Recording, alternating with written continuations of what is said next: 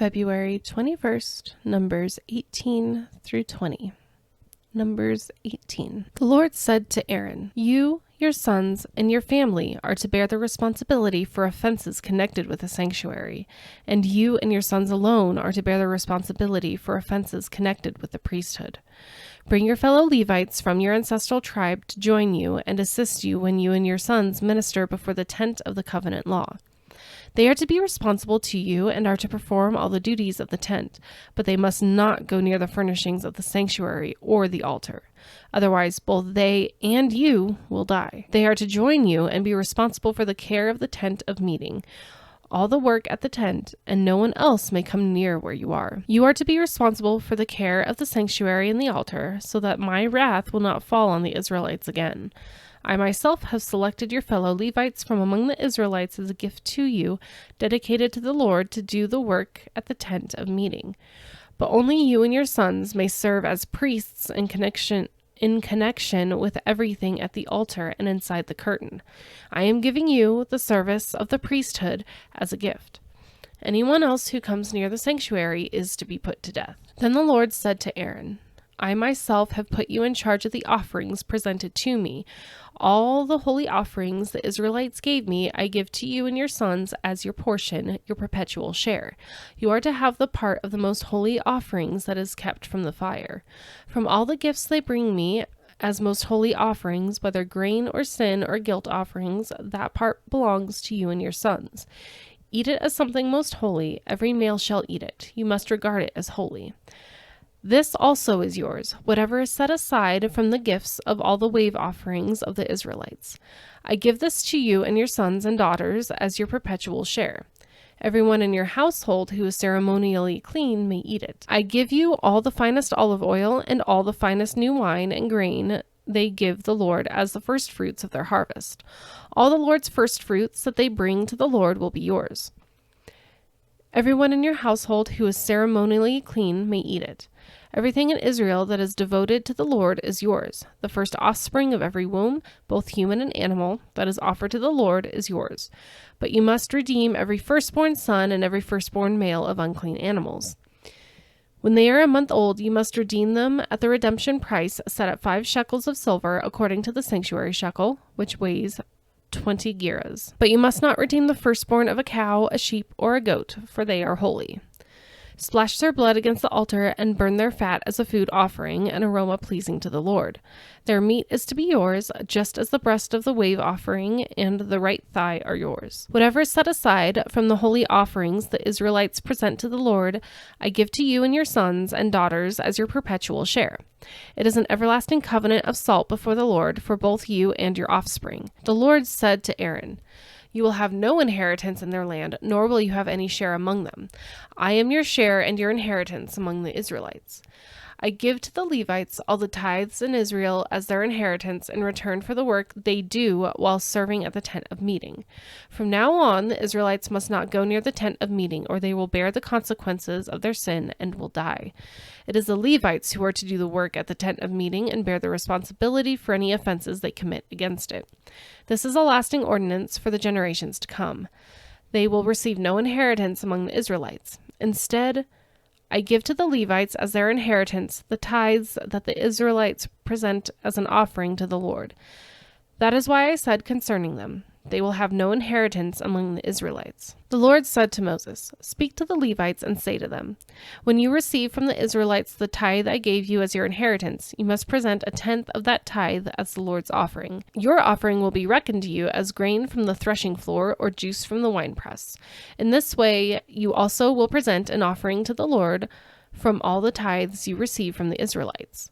From these tithes, you must give the Lord's portion to Aaron the priest. You must present the Lord's portion, the best and holiest part of everything given to you. Say to the Levites, when you present the best part, it will be reckoned to you as the product of the threshing floor or the winepress. You and your households may eat the rest of it anywhere, for it is your wages for your work at the tent of meeting. By presenting the best part of it, you will not be guilty in this matter. Then you will not defile the holy offerings of the Israelites, and you will not die." Numbers 19. The Lord said to Moses and Aaron, "This is a requirement of the law that the Lord has commanded. Tell the Israelites to bring you a red heifer without defect or blemish, and that has never been under a yoke. Give it to Eleazar, the priest. It is to be taken outside the camp and slaughtered in his presence. Then Eleazar, the priest, is to take some of its blood on his finger and sprinkle it 7 times toward the front of the tent of meeting. While he watches, the heifer is to be burned, its hide, flesh, blood, and intestines. The priest is to take some cedar wood, hyssop, and scarlet wool and throw them into the burning heifer. After that, the priest must wash his clothes and bathe himself with water. He may then come into the camp, but he will be ceremonially unclean till evening. The man who burns it must also wash his clothes and bathe with water, and he too will be unclean till evening. A man who is clean shall gather up the ashes of the heifer and put them in a ceremonially clean place outside the camp. They are to be kept by the Israelite community for use in the water of cleansing. It is for purification from sin. The man who gathers up the ashes of the heifer must also wash his clothes, and he too will be unclean till evening. This will be a lasting ordinance both for the Israelites and for the foreigners residing among them. Whoever touches a human corpse will be unclean for 7 days. They must purify themselves with the water on the 3rd day and on the 7th day. Then they will be clean.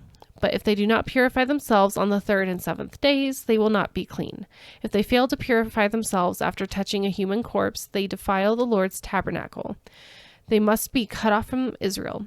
Because the water of cleansing has not been sprinkled on them, they are unclean. Their uncleanness remains on them. This is the law that applies when a person dies in a tent. Anyone who enters the tent and anyone who is in it will be unclean for 7 days, and every open container without a lid fastened on it will be unclean. Anyone out in the open who touches someone who has been killed with a sword, or someone who has died a natural death, or anyone who touches a human bone or a grave will be unclean for 7 days. For the unclean person, put some ashes from the burned purification offering into a jar and pour fresh water over them. Then a man who is ceremonially clean is to take some hyssop, dip it in the water, and sprinkle the tent and all the furnishings and the people who were there. He must also sprinkle anyone who has touched a human bone or a grave, and anyone who has been killed or anyone who has died a natural death. The man who is clean is to sprinkle those who are unclean on the 3rd and 7th days, and on the 7th day he is to purify them. Those who are being cleansed must wash their clothes and bathe with water, and that evening they will be clean. But if those who are unclean do not purify themselves, they must be cut off from the community, because they have defiled the sanctuary of the Lord. The water of cleansing has not been sprinkled on them, and they are unclean. This is a lasting ordinance for them.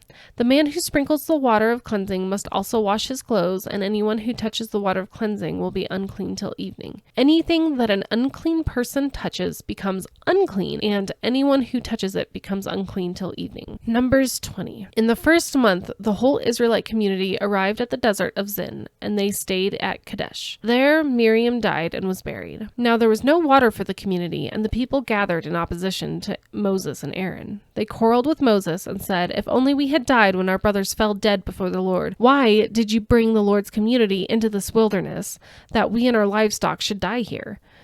Why did you bring us up out of Egypt to this terrible place? It has no grain or figs, grapevines or pomegranates, and there is no water to drink."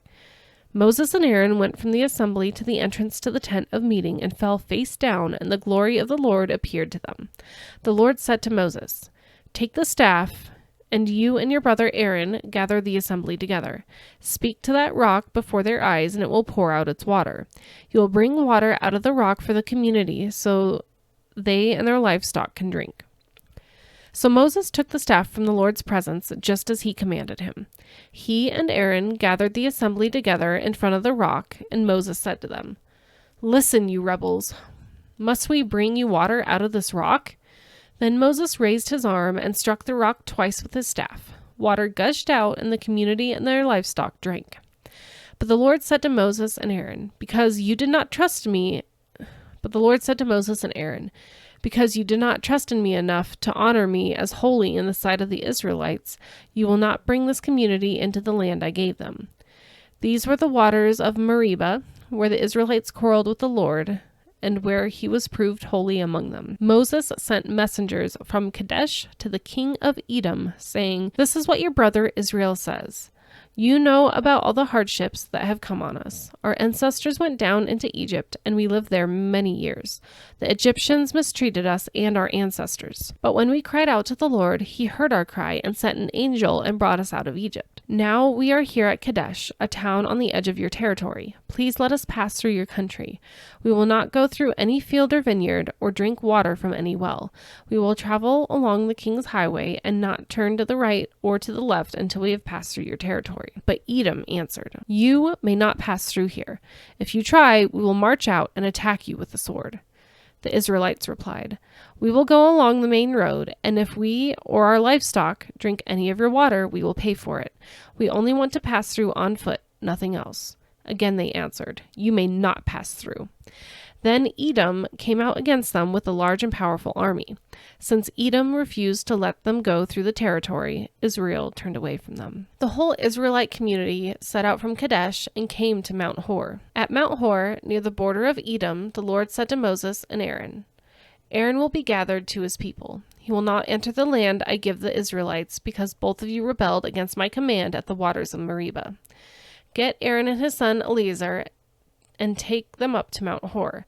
Remove Aaron's garments and put them on his son Eleazar, for Aaron will be gathered to his people. He will die there. Moses did as the Lord commanded. They went up to Mount Hor in the sight of the whole community. Moses removed Aaron's garments and put them on his son Eleazar, and Aaron died there on top of the mountain. Then Moses and Eleazar came down from the mountain. And when the whole community learned that Aaron had died, all the Israelites mourned for him 30 days.